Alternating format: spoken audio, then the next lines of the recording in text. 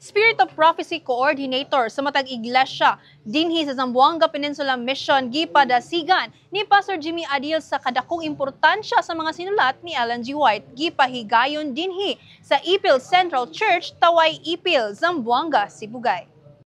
Nagkahiusa alang sa usa ka mission-wide Sabbath program ang tanang SOP coordinators.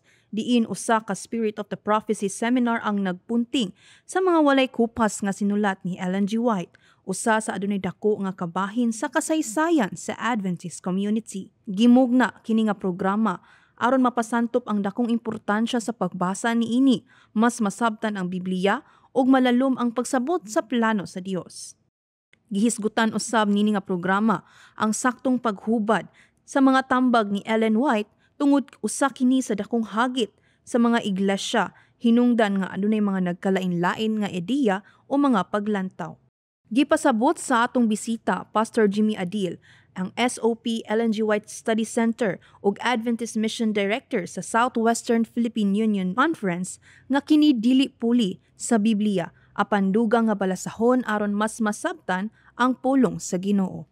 Daghan pagyapon mga kaigsuonan, mga Adventist, sigulang mga batan-on, una sa tanan nga wala kay nasinati kay Ellen White ug sa mga sinuwat niya. So far mo na classification sa mga problema o mga challenges sa encounter. So mo na nata ning seminar aron nga atong maklaro kinsa si Ellen White, unsa ka hinungdanon iyang mga sinuwat ug unsa ang sakto nga paghubad niini. So ang strategy is simplify and love it. No? Gumaon to embrace that gift of prophecy. Gihimo kining Spirit of Prophecy Seminar alang sa ato nga mga kaigsunan, meaning mao nga programa no sa mission-wide Spirit of Prophecy Seminar alang sa ato nga mga kaigsunan, especially sa mga Spirit of Prophecy coordinators no sa matag iglesia. Aron sa ingon nga sila madugangan ang ilang kahibalo sa Spirit of Prophecy book og labaw sa tanan nga sila usab ma-nurture pinaagi sa mga sinulat ni Ellen White. Ang uban siguro kung wala pa kayo sila masuhito unsay mga sulod sa mga sinulat ni Ellen G. White,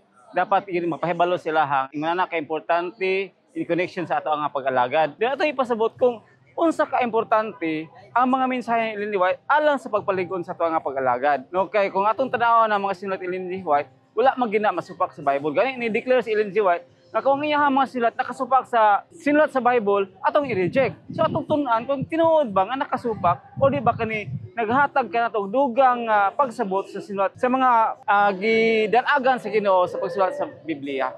Dakong kalabutan sa paglambo sa espirituhanong pagtubo ang pagtuki o pagtuon sa mga libro ni Ellen G. White inubanan sa balaan nga kasulatan. Diin hingpit natong mas mailhan ang amahan nga atong ginaalagaran. Kini si Sandra de Batubalunos alang sa MISPA. Live News and Commentary.